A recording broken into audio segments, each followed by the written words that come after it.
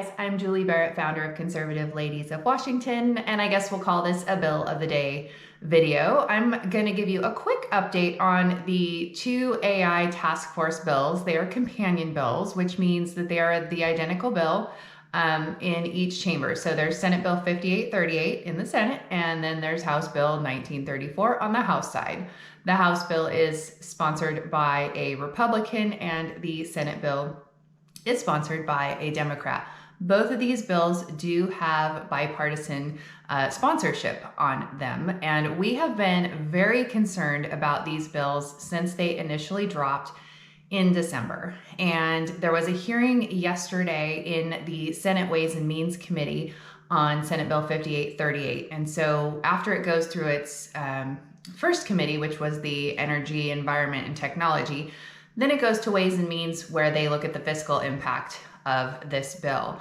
Now, Governor Jay Inslee put out an executive order yesterday that appeared to be sort of an AI task force.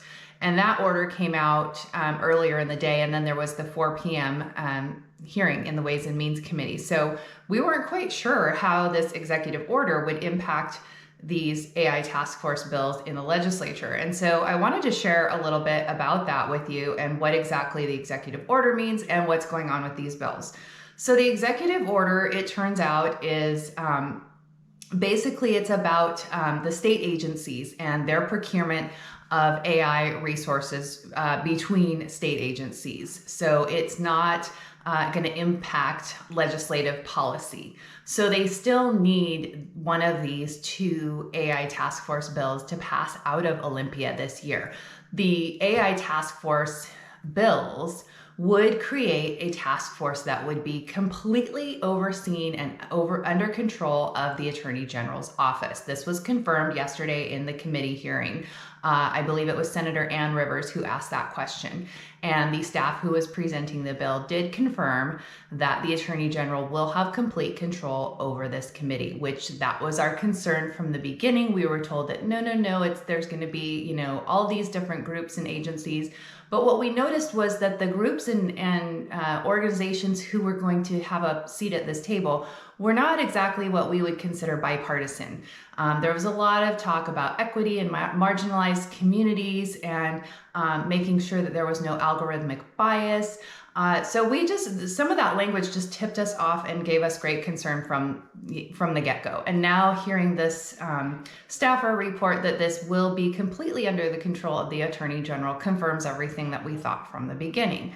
So he went on to say that the way that this AI task force through the legislature would be different is that it would make recommendations to the legislature and this is a direct quote, advising the legislature how to control public use of AI.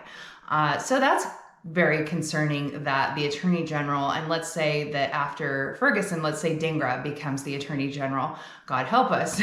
But that's a very scary thing to consider, that these people would be determining what AI can and can't be used for amongst citizens. Another thing that we have seen recently is the Secretary of State's office has been using Logically AI to pull reports of Washington citizens' use of social media. It's pulling reports, and this came as a public records request from someone that I follow on X, and I'm going to link those posts on X for you below so that you can go take a look at them for yourself. But they are pulling social media content by Washington citizens that maybe go against what the Secretary of State believes should be said about elections. So these are citizens who might be questioning election integrity or transparency. Nothing outlandish.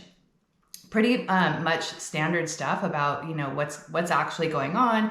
How come there's one tweet was from Eric Pratt, who does content for us and is on our legislative action team, and one of his posts was pulled in by the Secretary of State, and it was just questioning why there were so many unopposed positions on his ballot. So it's very concerning the way that the government is using AI to surveil free citizens of Washington State, and this concerns us even more. So we are very much opposed to this. We've got a call to action on our website where you can send an email to your legislators asking them to vote no on these bills. Both of these bills are pretty much poised to potentially get a floor vote at any time. Now that the Senate bill has made its way through the Ways and Means Committee, it has cleared cutoff. So we anticipate one or both of these bills to move forward, and because they have bipartisan support, we anticipate that they will be easily passed. So it's important that you speak out and let your representatives know that you don't want these bills to be passed. So I'll have all that linked up in the comments below. Please be sure to take action. Please share that. If you're not already subscribed to our Substack, please subscribe. That's the best way to get the latest updates, breaking information. I'll have a link to that in the description box as well. And as always, we would ask that you consider becoming a paid subscriber. That's the same as being a member of our organization, and that is the best way that you can support the work that we are doing. Another alternative you could do is just kick us a donation. I'll have the link for that in the description box below as well. We appreciate you. We appreciate you taking action. Thanks for watching, and I'll see you again next time.